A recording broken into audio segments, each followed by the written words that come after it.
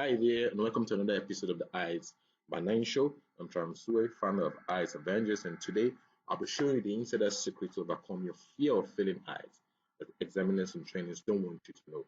Now, I first discovered this secret in 2018 when I wanted to take my first IELTS exam. All my life, I've always been scared of English exam because right from secondary school, I always struggled to pass them. Now, my parents were so concerned that when I was to take my SSC, they enrolled me for both WAEC and NECO at the same time, hoping I should, if I at least I should, if I don't pass English in one, I should definitely pass it in the other. Anyway, I eventually ended up passing just the C6, like I barely passed English exam. And ever since, I've avoided English exams like a plague. So when I was to take my eyes, I was scared to death because my biggest fear had come knocking at my door again.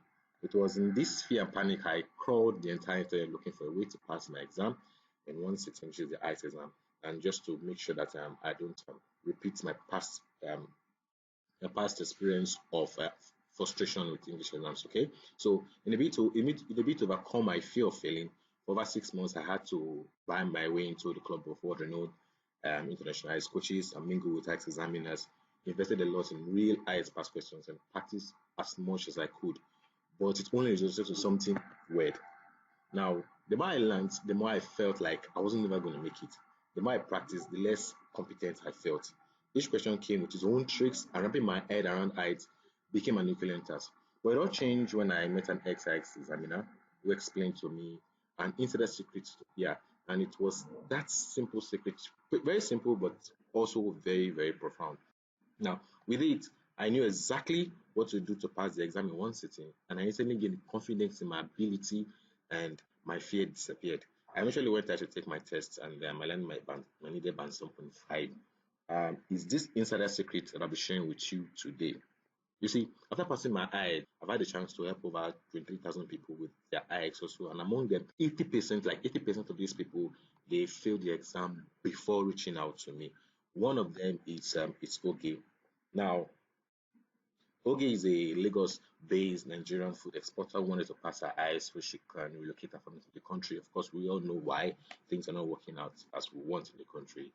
No security, hyperinflation, and everything just went crazy. So, in a bid to relocate and guarantee a better future for her kids abroad, she began reading. She didn't take her eyes, so she began reading all the books she could read. She watched all the videos she could watch. She attended classes. She both offline and online classes, but she ended up wasting over 225,000 hours filling the exam 3 times in a row. Now, it was after this trauma, she was so scared of taking the exam again because, like, it's normal. You don't want to take the fourth time and still fail again. So, but one day, she came across one of my Facebook posts where I talked about insider secrets that IX examiners and trainers don't want you to know.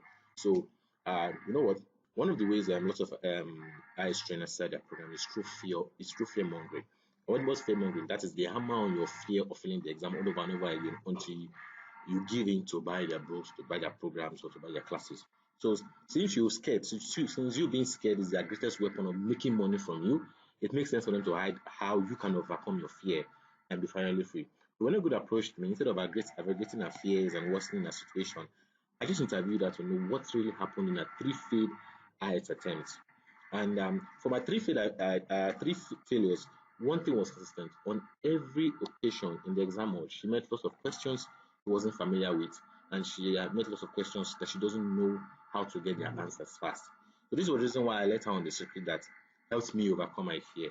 And the secret that I eventually used to overcome my fear and also went ahead to get my desired score despite my poor English proficiency, despite my previous struggles with English.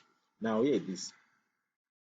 The secret to passing IELTS in one sitting is making sure that majority of the questions you be asked on Thursday, the majority of them you answer them correctly. That's just the secret to passing IELTS. Like that's the formula to passing IELTS. We all know that's an open secret that just simply by making sure that the majority of the questions you're asked on Thursday you answer them correctly, you're going to get your desired score.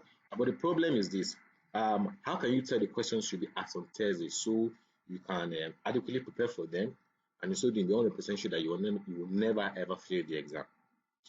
Listen, when IELTS examiners sit to set Thursday questions, or the questions should be answered in listening, reading, writing, and speaking on your Thursday, they use something we call question types. Let me explain what question types mean. The question types, they are things that make or break your IELTS results. If you understand them, and work it and know how to work with them, I'm telling you, you're gonna have it's gonna be very easy. But if you don't understand question types and you don't work with them, you're gonna always find IELTS challenging, and you only end up aggravating your fear of failing. So now, IELTS question types are the models from which IELTS examiners create the questions should be answered on Thursday. Just like all Toyota cars are designed based on one of their car models, like all Toyota cars, this is a Tundra, that's truck, it's a Corolla, and something. So like there are models for each Toyota car, and from these models they build their cars. So it's the same way IS questions are structured. So that is, if you can get to know all the IS question types and you understand how they are structured, and you eventually get to master problem strategy for getting their current answers easily, there's no question that the exam is going to throw at you on tests that you won't be able to get the answer correctly. So because it's from these question types they create that question. So when they want to create that question, when they want to set questions, they have a list of question types, and there's a particular way they're all structured. So they ask themselves, okay, we're going to set 5 questions from this question type. We're going to set 10 questions from this question type. So if you get to know all the question types, it means that any question will be thrown at you on Thursday, you will definitely know how to solve it and get the answer fast. And that's the secret. That's the secret. That's the secret to become unstoppable. So, and with that, it doesn't matter if you're terrible at English. It doesn't matter if you feel that assistance. As long as you now know all the question types and you know how to answer the question types that highest will be setting the question from, boom, you're unstoppable. And this is what I told Oge, and she applied it to Weber Drive. And when she started doing this, she started gaining confidence to take the test again. On her next test, she had the confidence. She took the test again, and boom, she passed. And this is one comment she made under my post. She said, "I aced my IELTS once after the first 3 tries, and that's until after I came across triumph." Now, the first interesting fact is this: Oge isn't the only one testifying of the power of knowing and mastering a problem strategy for each question type. Another person is Edith. Now, Edith is a Lagos banker who wanted to relocate to Canada. She needed a listening band 8 or above. Yeah, so she could get high CRS score because everybody's CRS scores just keep increasing and increasing. So she needed a very high score in very high score in I. So she needed the band 8 and above. But the problem is that she barely had time to study because of her job. Every day she leaves home as early as 4 a.m. to beat traffic. She returns home very late. On arriving home, she also has to cater for the family.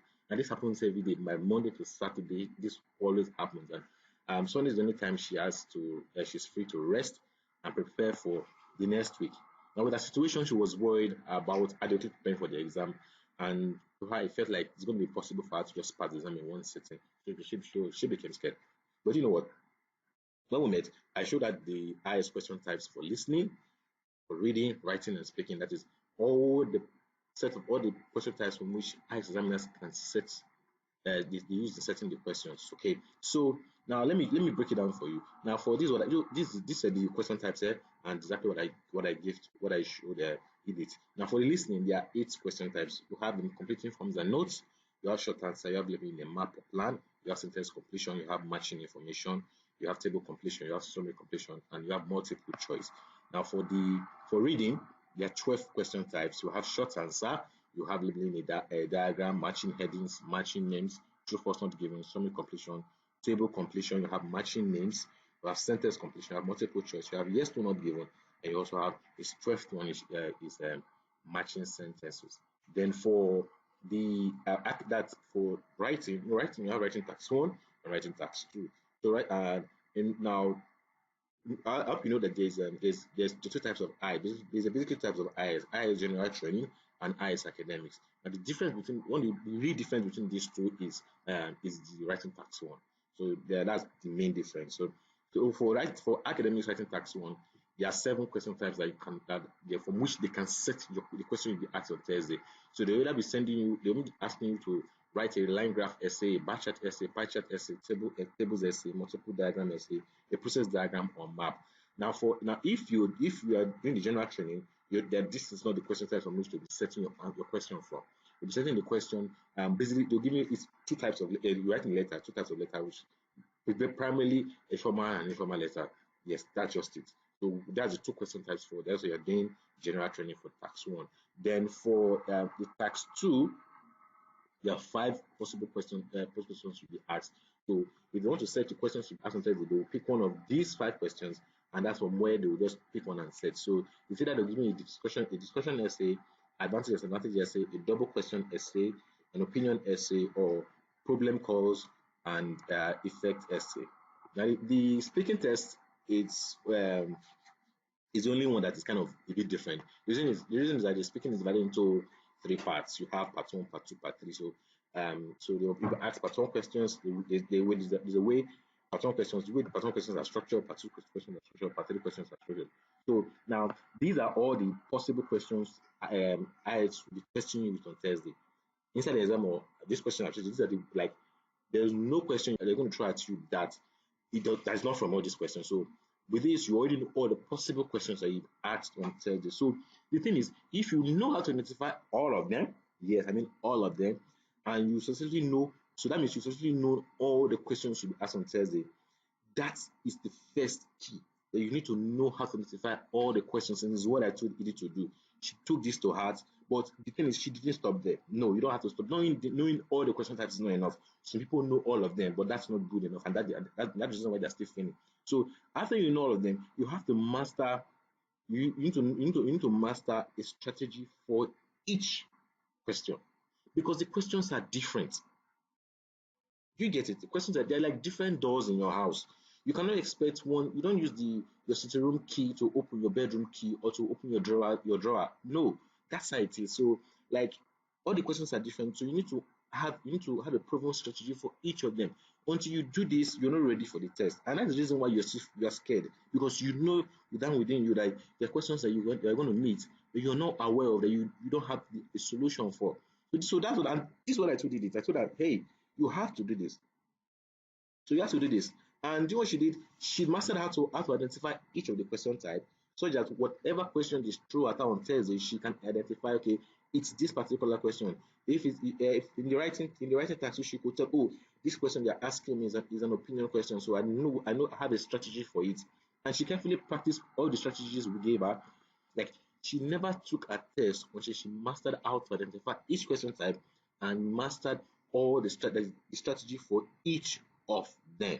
And it was after this she took her test, and on Thursday she landed a listening band 8.5, a writing 8.5, right? Not so. On Thursday she landed a listening 8.5, reading 8.5, writing 7, and speaking 7.5 in her very first attempt, despite not having time to study because of her job. And this is what you must do also if you want to get high scores. If you want to get high scores like Edith, you have to follow this advice. If you want your fears to disappear, if you want to gain that confidence, you need to do this. You need to do this. You need to understand that you need to know all the question types and you need to master a strategy for each of them. I bet you the moment you do this, your confidence will go all the way because any question you meet, boom, you get the answer easily and you gain confidence. So you see, the thing is that your fear of failing eyes comes from uncertainty. And it's uncertainty about the questions you'll be asked on Thursday, uncertainty about your capacity to get the correct answers in record time. And this is the reason I always recommend this two-step strategy, which I've been sharing with you so far. That's which is step one that you need to know how to identify each of the highest question types. That's for listening, for reading, for writing, for speaking, all of them need to know how to identify each of them so that anyone that any question you see, you know, okay, I know this question, I know the question it belongs to. Then step two, for each question type, you need to master a proven strategy to get the answers quickly and easily. Do you get this? That's the way to overcome that fear. And that's the only formula, that's the way to pass your IELTS in one sitting. Because with this, you will be able to accurately predict the questions you'll be asked on Thursday because you know the possible questions will be thrown at you. Now, irrespective of the questions thrown at you, you will also have a proven strategy to get the answers easily, just like Ogie and just like Edith. Now, this eliminates every uncertainty about your capacity to pass the exam and even the type of questions you'll be missing on Thursday. So, regardless of what IELTS will be thrown at you, you'll be confident that, yeah, I know and I have what it takes to answer any question they throw at me. Now, if you don't eliminate those uncertainties about the question types you meet, the questions you'll be asked on Thursday, the uncertainty about your capacity to to answer the question. If you don't eliminate these uncertainties, you will always keep being afraid. You will keep stalling and running away from IELTS, forgetting that you are reducing your chances of relocating and securing a better life for your kids abroad.